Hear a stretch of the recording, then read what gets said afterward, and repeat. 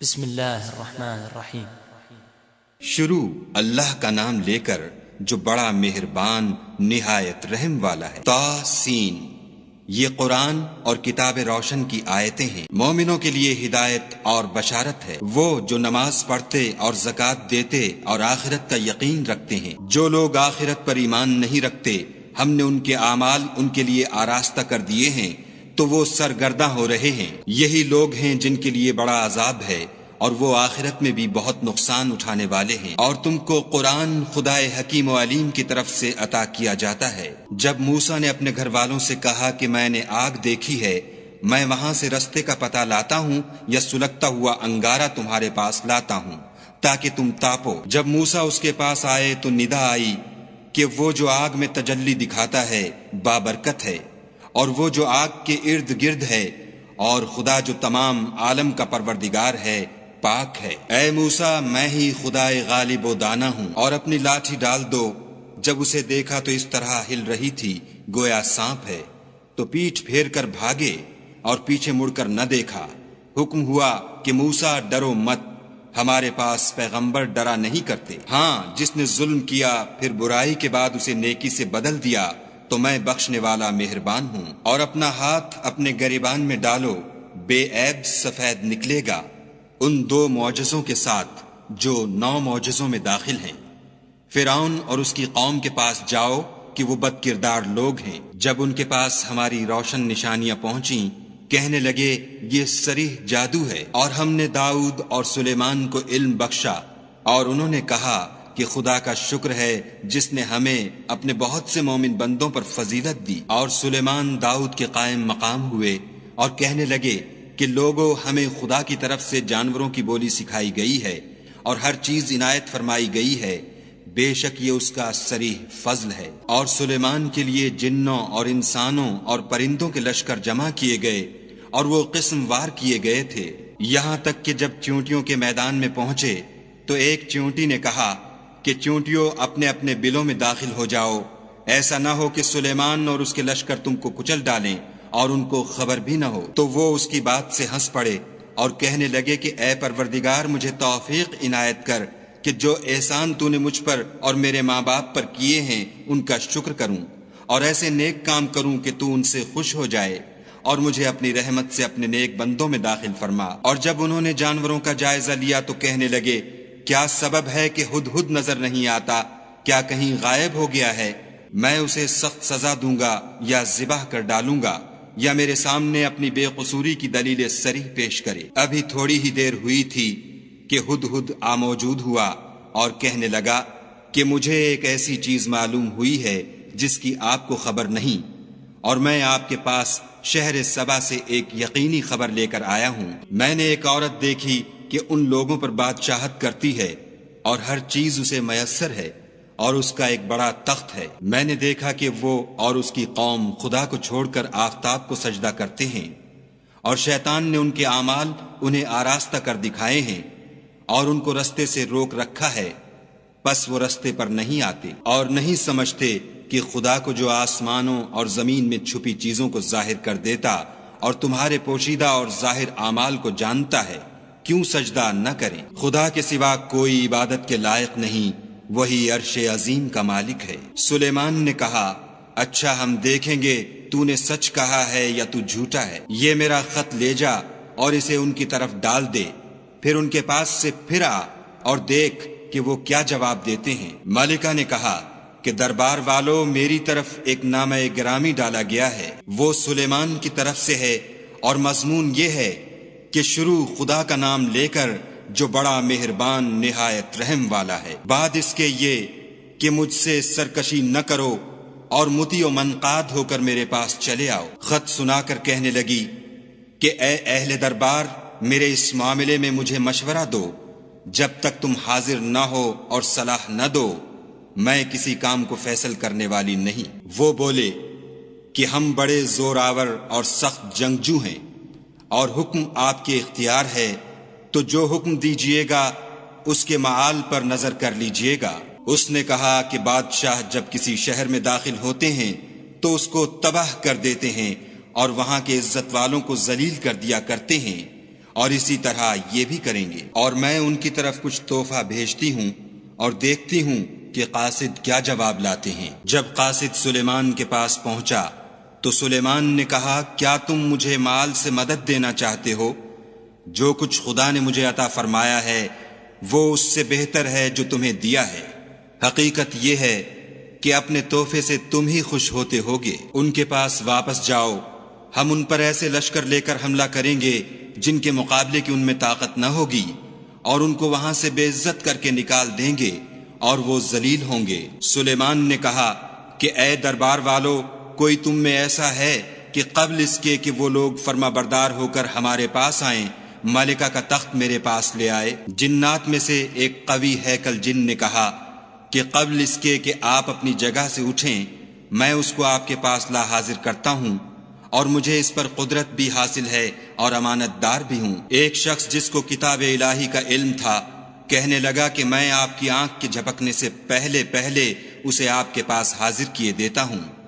جب سلیمان نے تخت کو اپنے پاس رکھا ہوا دیکھا تو کہا کہ یہ میرے پروردگار کا فضل ہے تاکہ مجھے آزمائے کہ میں شکر کرتا ہوں یا کفران نعمت کرتا ہوں، اور جو شکر کرتا ہے تو اپنے ہی فائدے کے لیے شکر کرتا ہے، اور جو ناشکری کرتا ہے تو میرا پروردگار بے پرواہ اور کرم کرنے والا ہے۔ سلیمان نے کہا کہ مالکہ کے امتحان عقل کے لیے اس کے تخت کی صورت بدل دو، دیکھیں کہ وہ سوجھ بوجھ رکھتی ہے یا ان لوگوں میں سے ہے جو سوجھ نہیں رکھتے۔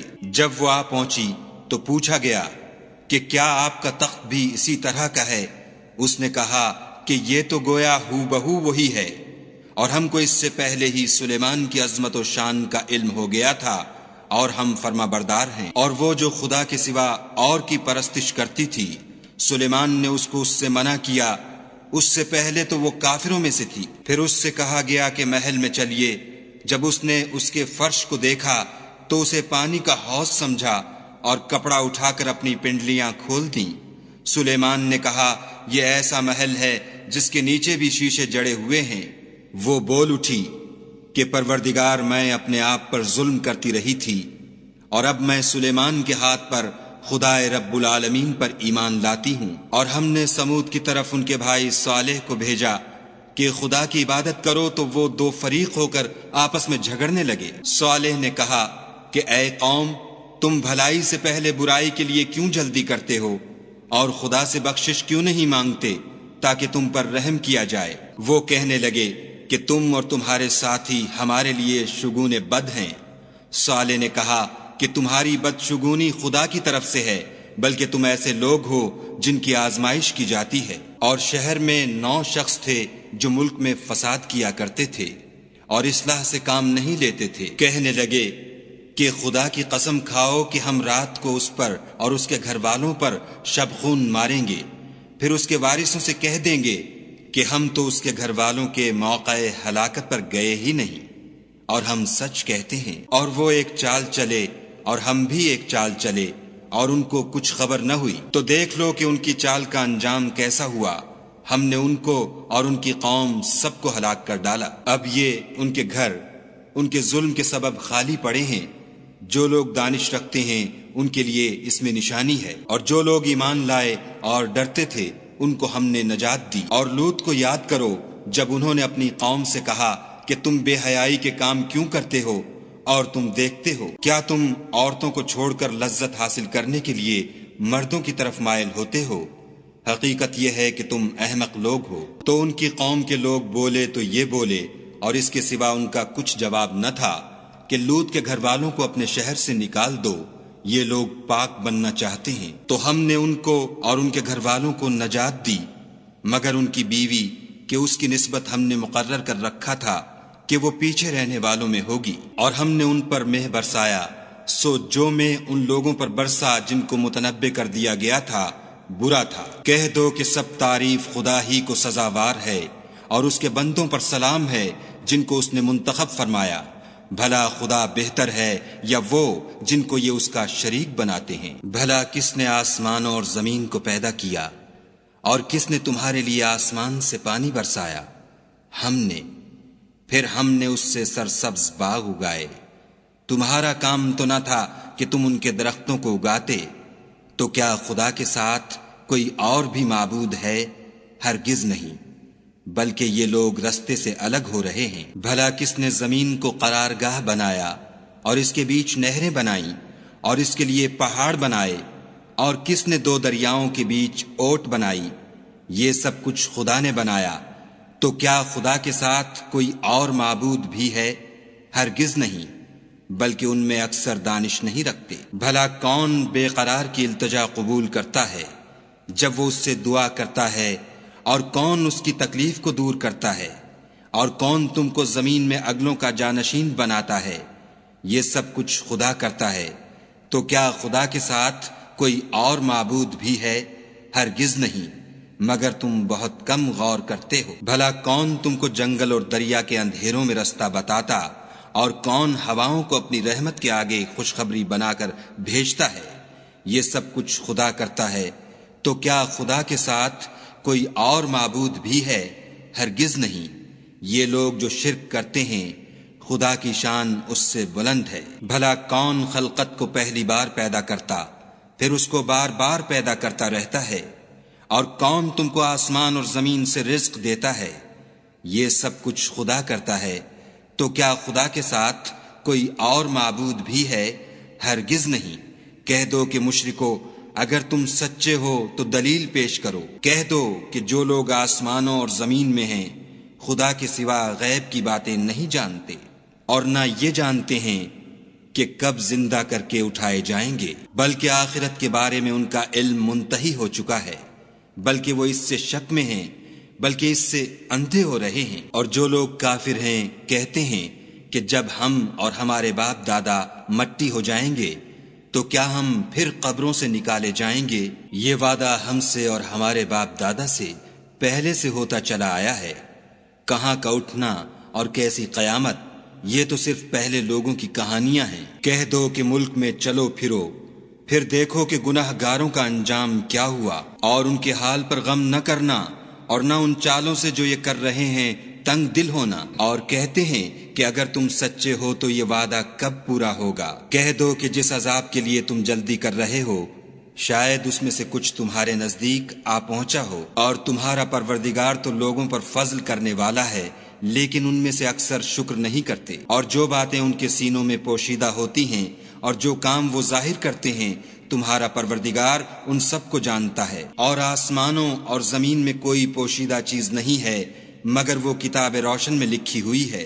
بے شک یہ قرآن بنی اسرائیل کے سامنے اکثر باتیں جن میں وہ اختلاف کرتے ہیں بیان کر دیتا ہے، اور بے شک یہ مومنوں کے لیے ہدایت اور رحمت ہے۔ تمہارا پروردگار قیامت کے روز ان میں اپنے حکم سے فیصلہ کر دے گا، اور وہ غالب اور علم والا ہے۔ تو خدا پر بھروسہ رکھو، تم تو حق صریح پر ہو۔ کچھ شک نہیں کہ تم مردوں کو بات نہیں سنا سکتے، اور نہ بہروں کو جبکہ وہ پیٹھ پھیر کر پھر جائیں۔